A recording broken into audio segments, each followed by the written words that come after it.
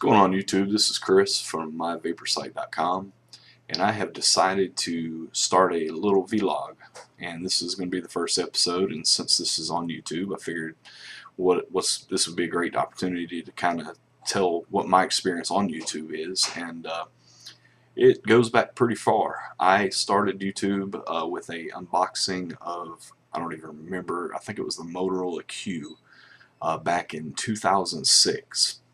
I used to be really involved in the mobile tech world. I was a Windows Mobile Pocket PC, then Windows Mobile, then Windows Phone MVP, which is an award given by Microsoft. I carried the award for 8 or 9 years. It's an award given by Microsoft for people that are proficient and evangelize their different platforms. There were Xbox MVPs, there were Zune MVPs, Windows Mobile. Went from Pocket PC to Windows Mobile to Windows Phone, and I shared that title at any given time over 9 years, like I said. And one year I was actually a Zune MVP. I was really involved in the Zune movement. But anyway, with YouTube, I started doing unboxings and demonstrations, and I really didn't care about the community. Not that I don't care about the community, but it wasn't there. There was no money to be made on YouTube. Most people on YouTube couldn't upload videos that were in excess of 10 minutes. Fortunately for me, I was one of the very few in the mobile tech world that could do that initially.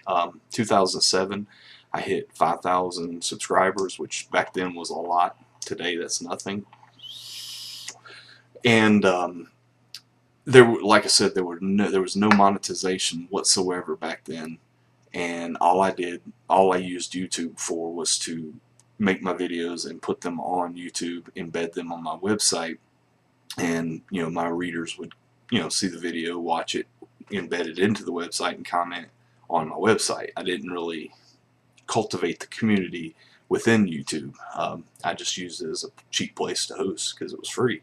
So anyway, I moved on, and I kept on making videos from 2006 to 2010, and in 2010, middle of the year, I sold my entire website network, and in that sale I gave control of all my social media channels associated with those websites, and my original YouTube channel was in that, and it's gone from somewhere around 6,000 subscribers. It's down to about 4,200 now, and if you want to poke around and find it, you can, but I'm not really going to share it because it's not mine anymore. But anyway, some of the cooler things about that is, in the time that I had that channel, I have, looking at it now, I have one video that had currently has 1.798 million views, 1,798,625 views. A very simple 3-minute video about the original iPhone that I posted 6 years ago. Another cool thing is a very popular YouTube tech reviewer. He currently has about 800,000 subscribers. He actually was, I influenced him in going forth, and now he does it for a living. He sent me an email back in 2009, and I kept a copy of it because it feels good to see somebody successful come with you with these kind of comments. And it says, "Chris, I must say I was quite happy to see your email. I've been a big fan of yours and insert website for some time. I remember watching your Trio 750 unboxing over and over again. In fact, you are a huge influence on how I review technology today. I try to bring your same laid-back attitude to my videos. I rarely have any sort of script, and I generally just wing it. I think it makes us more genuine and less robotic-like to the audience. I actually reached out to you about 2 years ago when I first started reviewing.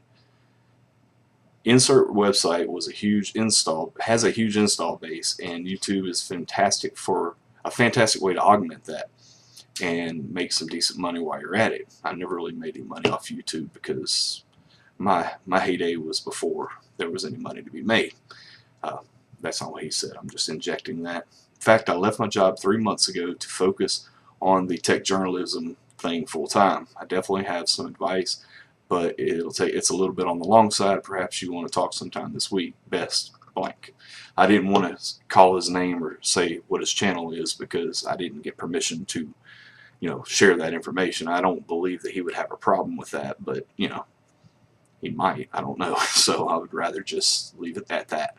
So, but yeah, he's sitting at about 800,000 views and like 2,000 video or 800,000 subscribers and like I think 2,000 videos or something like that. So, but yeah, in 2010 when I sold my websites, I ended up creating my own channel with under my own name, and I've only got like 400 subscribers on that channel. But I've got some videos that have gotten quite a few views. I continue to do a few tech videos, and I've got some hard reset videos on how telling how to reset your different smart devices, smartphones and whatnot. I gave about 30 smartphones to cell phones for soldiers during that time frame.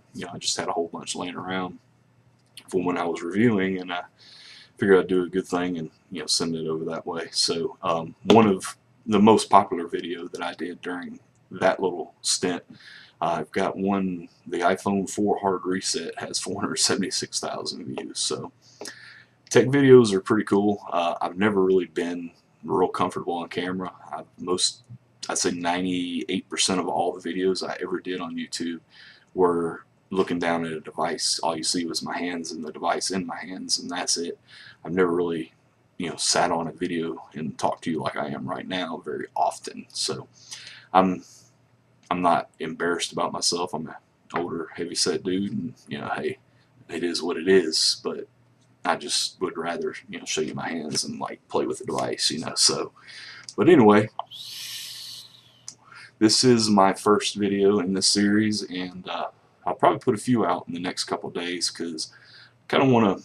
I'm not trying to take YouTube by storm. I'm not trying to be your favorite reviewer because technically I don't like doing a quote review on video. I'd rather do a written review, which you'll see on myVaporSite.com, and supplement it with an unboxing or a first look.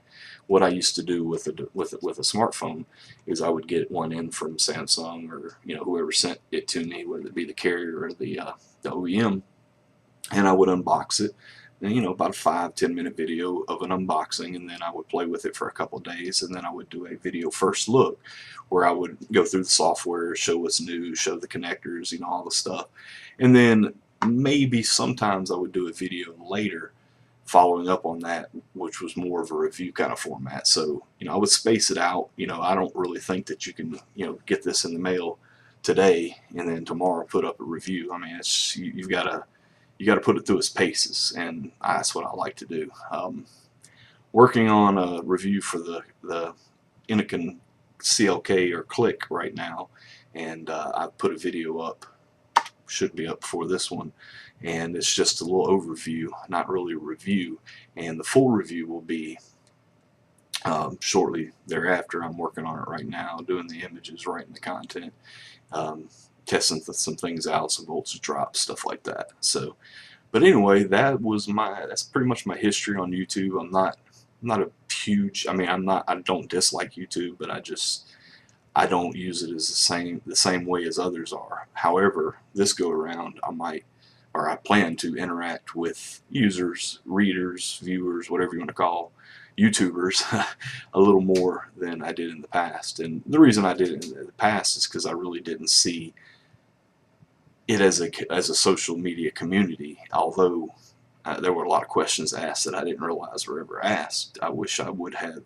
talked to the viewers of my videos back in those days a little more often. But you live and you learn, correct? So anyway, my name's Chris, myVaporSite.com, and this has been vlog number 1.